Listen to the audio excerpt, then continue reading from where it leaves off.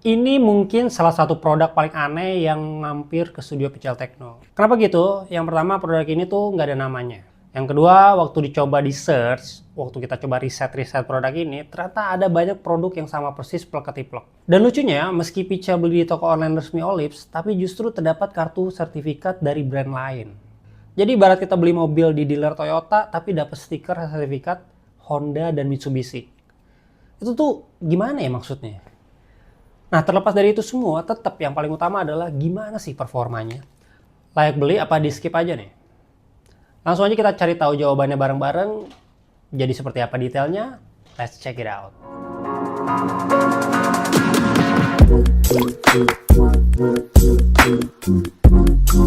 Halo guys, balik lagi bersama Johan di sini. Kali ini kita kedatangan sebuah keyboard plus mouse portable yang cukup nyentrik, yaitu Olips K29 plus MOU19 Blue Keyboard dan Mouse. Dan seperti biasa, kita akan bahas mulai dari build quality, spesifikasi, sampai performanya. Apakah sesuai dengan klaim atau cuma gimmick-gimmick marketing aja? Kalau begitu langsung aja kita mulai reviewnya.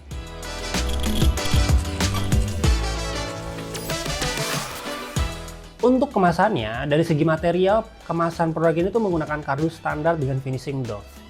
Dan perihal detail desainnya, maka di bagian depan terdapat visual keseluruhan keyboard lengkap dengan mouse-nya.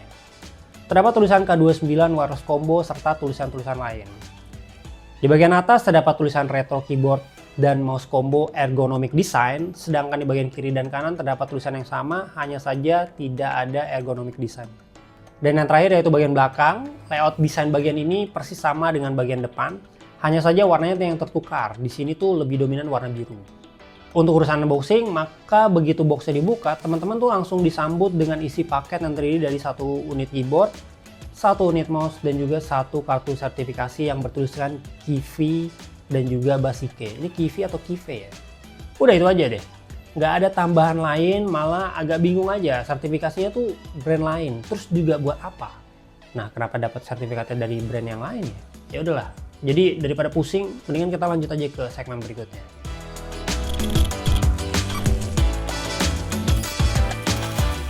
Untuk desain, produk combo ini tuh menyediakan pilihan warna ungu dan juga warna biru seperti yang sekarang tuh sedang kita review. Kita mulai dulu dari keyboardnya terlebih dahulu ya. Secara sekilas, desain keyboard ini tuh mengusung tema retro klasik namun tetap terdapat unsur ergonomis di dalamnya.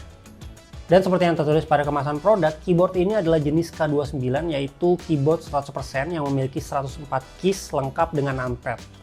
Untuk layoutnya sendiri masih pakai desain standar QWERTY dengan bentuk keycaps bulat berdiameter rata-rata di 1,5 cm. Terkait dimensi, maka ukuran produk ini adalah 43,5 x 13 cm, ketebalan di 2 cm, dan juga bobot di 374 gram. Sedangkan untuk materialnya, yaitu menggunakan plastik ABS finishing matte pada hampir semua bagian. Lanjut ke bagian detail desain. Pada bagian atas terdapat kumpulan keycaps dengan warna kombinasi biru dan juga putih.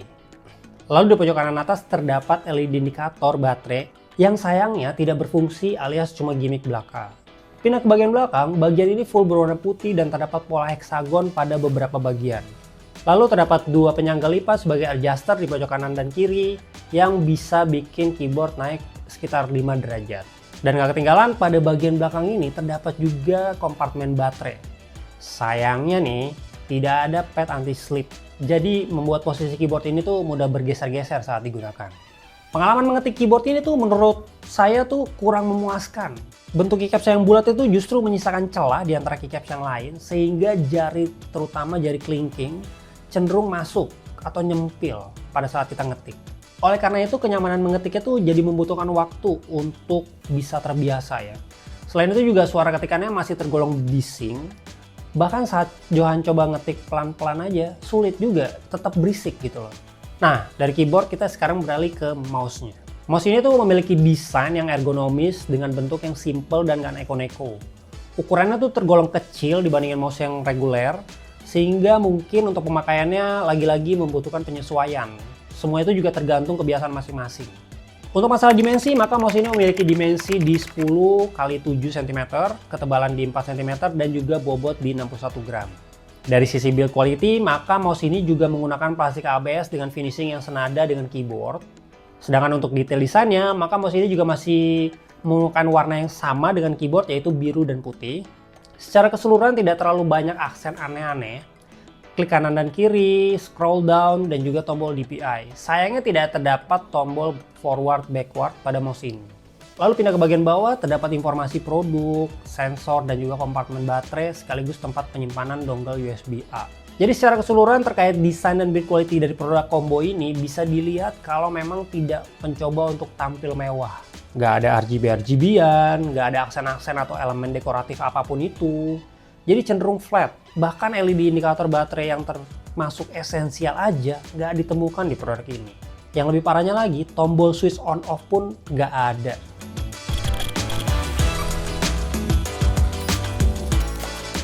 Yang pertama-tama kita bahas adalah masalah konektivitasnya. Untuk produk yang satu ini tuh cukup satu dongle USB 2,4 GHz saja udah bisa connect keyboard dan mouse ini. Untuk konektivitasnya ini udah dicobain juga baik di macOS bisa, di Windows juga bisa, dan juga di Android bisa. Cuma di Android itu kita memerlukan converter USB A to C ya. Tapi sayangnya nih ya, dongle ini tuh cuma satu-satunya opsi koneksi yang tersedia. Nggak ada tuh yang namanya Bluetooth atau mode wired juga nggak ada.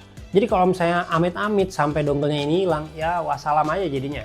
Terus pada saat dibongkar, pada bagian dalamnya tuh untuk keyboardnya menggunakan switch membran. Hal ini tuh sangat agak kontradiktif mengingat suara yang dihasilkan tuh tergolong berisik sebenarnya. Yang mana tuh seharusnya kalau misalnya pakai jenis rubber dome dari internal keyboard ini tuh harusnya mampu meredam suara ketikan tuh yang dihasilkan. Sementara itu untuk klik kanan dan kirinya menggunakan mechanical switch dengan tulisan BOMJS. Untuk roda scroll dan DPI-nya menggunakan sensor membran black dot. Jadi dengan demikian tuh mouse ini tuh nggak bisa digolongkan sebagai silent mouse ya. Dan masih soal mouse, sekarang kita geser ke bagian sensornya. Mouse ini menggunakan modul sensor XLD8650 atau memiliki nama lain MX8650. Sensor ini sudah mendukung DPI hingga 1600. Sudah dicobain juga di berbagai permukaan, masih bisa berfungsi normal, cuman jika di permukaan kaca ya hasilnya agak kurang layak lah. Sementara itu untuk urusan daya, maka kedua produk ini tuh menggunakan baterai eksternal. Untuk keyboardnya membutuhkan 1 unit baterai A2, sedangkan untuk mouse-nya membutuhkan 2 unit baterai A3. Dan sayangnya, karena ini memakai baterai eksternal, maka tidak ada keterangan terkait daya tahan baterainya. Ini tuh udah hampir kayak sekali-sekali dipakai selama semingguan, dan baterainya tuh masih awet-awet aja sih. Jadi kita tuh nggak tahu pasti kapan baterainya awet, gimana kondisi baterainya ya sayangnya. Dan sebagai penutup di segmen ini, langsung aja Johan tampilkan tes keyboard dan mouse ini. Let's check it out.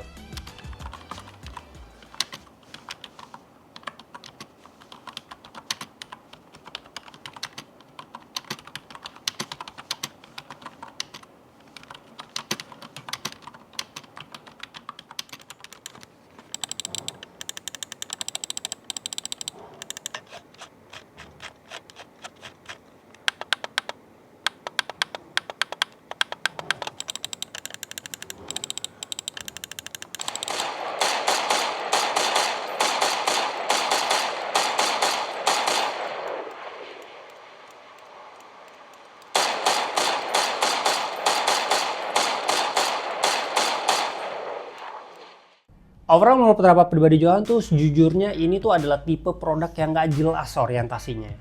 Karena dari segi tampilan B aja. Kalau misalnya mau retro tapi agak-agak nanggung. Sedangkan dari fitur tuh waduh jujur aja jauh dari kata standar nih. Sebenarnya produk ini tuh ada potensi yang bisa ngasih fitur yang lebih banyak lagi. Kelihatan dari beberapa bagian tuh ada cetakan yang terlihat sepertinya tuh diperuntukkan untuk fitur-fitur tertentu. Tapi sayangnya udah dipangkas. Begitu juga dengan mouse, bagian depannya tuh kelihatan kalau misalnya itu tuh diperuntukkan untuk tempat charging. Persis lah seperti kayak beberapa mouse yang pernah Pichel Techno review. Selain itu, terkait koneksi, hanya menyediakan satu opsi koneksi tuh kayaknya terlalu outdated banget di zaman sekarang. Dengan nggak adanya Bluetooth, jadi agak ribet sampai butuh konverter dulu, terutama untuk ke smartphone atau mungkin ke tablet. Tapi terlepas dari itu semua, sebenarnya kalau misalnya teman-teman tipikal yang mementingkan estetika dan pengen punya setup ala-ala mesin ketik klasik, mungkin produk ini bisa jadi pilihan yang menarik lah. Well, dengan catatan itu pun kalau misalnya emang seleranya tuh sesuai dengan style yang ditawarkan produk ini ya. Untuk harganya sendiri, Olips K29 plus MOU 19 Blue Keyboard dan Mouse ini dibanderol di kisaran 400 ribuan. dan sudah tersedia di toko oranye dan juga hijau. Tapi ada juga opsi lain yang lebih murah dan mirip-mirip. Jadi sekalian aja deh, Johan taruh linknya di deskripsi. Jika teman-teman minat dengan produk ini atau mau cek produknya, langsung aja cek di deskripsi itu. Jangan lupa juga buat like dan share video ini, plus kunjungin sosial media Pical Tekno dan Pical Media Group seperti Facebook, X, atau Twitter, Instagram, TikTok, website kita, yaitu di picalmediagroup.com. Dan kunjungi beberapa YouTube channel kita di bawah Pical Media Group, yaitu Pical Main Games yang bahas game konsol, PMG Fams yang bahas vlog, aktivitas Pical dan keluarga, serta Pical Toys Times yang bahas soal mainan. Jangan lupa juga pada di-subscribe ya guys. Jadi, itu dia video dari Pical Tekno kali ini. Thank you guys for watching. I'll see you in the next video. Bye!